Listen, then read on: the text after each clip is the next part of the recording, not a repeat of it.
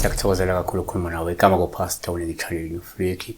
Inamba-ke uma ngumlandeli ngicela uyisebenzise kusona ekuseni lapho efutamba makuphela. Uyokwazi ukuthi lena noma ungabhala ku-comment section kodwa qikelela ukuthi uyafona ngoba angibi naso isikhathi esanele sokuba ku-comment section. So njengomlandeli njengemember uma unephupho thatha le number ufone, bhala ku-comment section kodwa-ke fona emva kwalokho.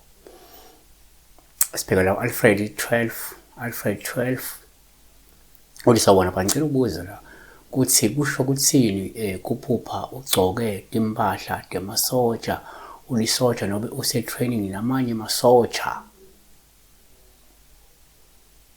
Okay, number 1.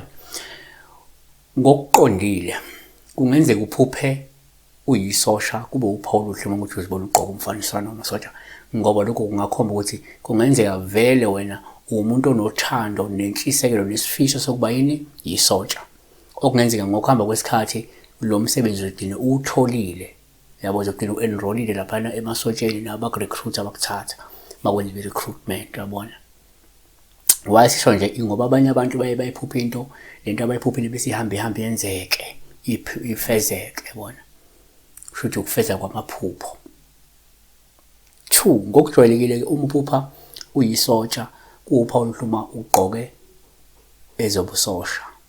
Lusho nje inhlanhla lusho impumelelo ezofaka kuwe ngesibindi nokusikhandla kwakho.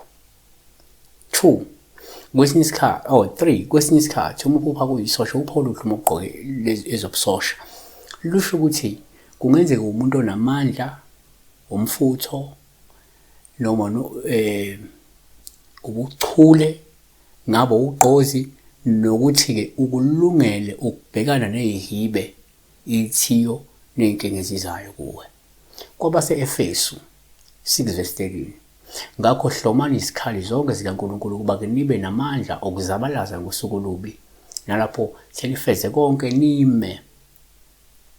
4 empeleni kuyenzeka umphupha uyisosha isihle njengophawu oluhle uma ugqoke impahla zamasosha olukhomba ukuthi kungenzeka uNkulunkulu ukwethembile wena futhi ukunike amandla okunqoba zonke izivivinyo nezilingo ezinkulu ezizayo kuwe. Futhi uzokwazi ukunqoba izilingo nezivivinyo ngenxa yokuthi uNkulunkulu uyakwethemba ukuthi uzokwazi ukumelana nazo.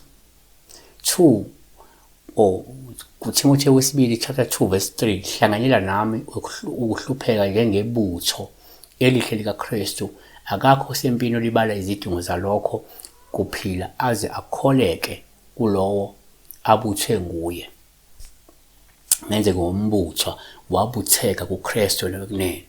4 ngokwesintu uma uphupha uyisosha ngaba uphawu oluhluma ukuthi uyibona ugqoke ezamasosha ngathi uyisosha ngoba lokho kungakhomba ukwembathwa yidlozi noma isidalwa lesi nanokuthi mhlawumbe umuntu omelwe-ke umsebenzi omkhulu wey'dalo zakho, yabona, zamabutho. Okungenzeka wena umbethwe lezi dalo lezi zombutho wezempi, umbethwe amabutho, umbethwe libutho, umbethwe abantu ababebuthekile wena kunene, lababutheka, yabone, kidalwa idalwa, yabo.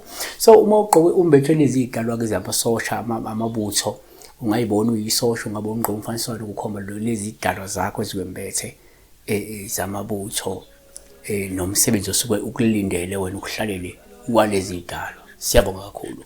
Be blessed.